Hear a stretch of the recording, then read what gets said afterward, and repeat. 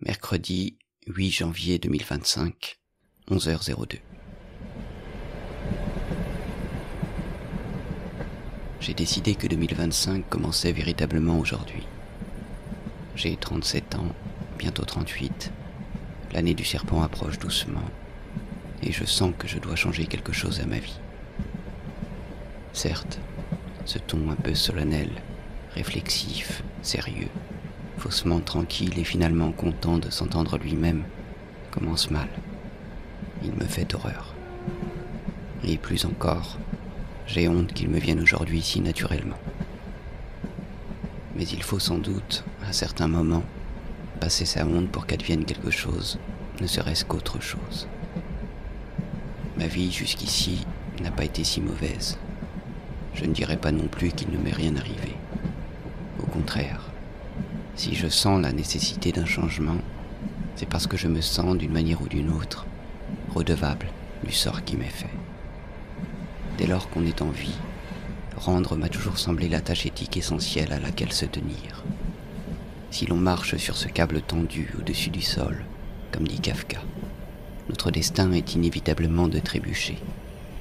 Mais nous n'avons pas le droit de négliger tous les câbles de vie parallèles, antérieurs, qui se tiennent à côté, dessous, dessus, derrière, ni non plus ceux qui se croisent et s'en mêlent aux nôtres, et nous font nous arrêter, danser, vaciller, bifurquer, et finalement, aller comme on doit vers notre destination.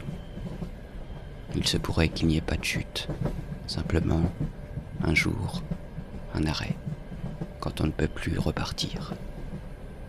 Exister parmi les hommes, les bêtes, les choses, les paysages et les rêves de cette vie est comme un long voyage en train.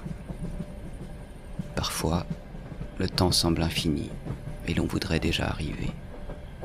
D'autres fois, on croit que le voyage est hors du temps et on voudrait rester là, comme dans un sas où l'on saurait justement déchiffrer le temps du dehors et ainsi continuer infiniment le voyage. Ce train n'est pas de grande vitesse, c'est un intercité, et nous sommes en cabine couchette. La terre tourne, comme les paysages de notre vie défilent à la fenêtre. La succession d'images fait le mouvement pour nous. La contemplation des choses, peut-être. Au départ et à l'arrêt de chaque gare, des rails se croisent et dévient. Quand il est nécessaire, des wagons se séparent et vont d'autres chemins. Empruntés ou tracés, qui sait. La tâche de rendre n'est pas ici celle de la dette coupable impossible à réparer, qui pèse sur notre crâne comme la faute d'exister, et même, dans les pires moments, la crainte de la trahir.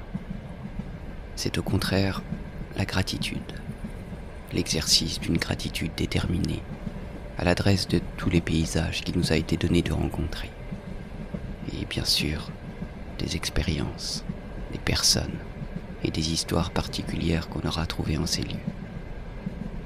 Il n'importe pas de lister la somme de ces particuliers, ou pire, d'en dresser le tableau hiérarchisé. Il suffit de sentir en soi l'obligation à leur égard.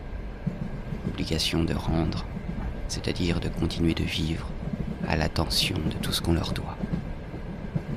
C'est seulement dans ce mouvement que notre vie trouve une forme éthique. On apprend ainsi à découvrir, sans jamais vraiment les cerner, les motifs et les couleurs qui composent notre dette. Vivre est seulement cela.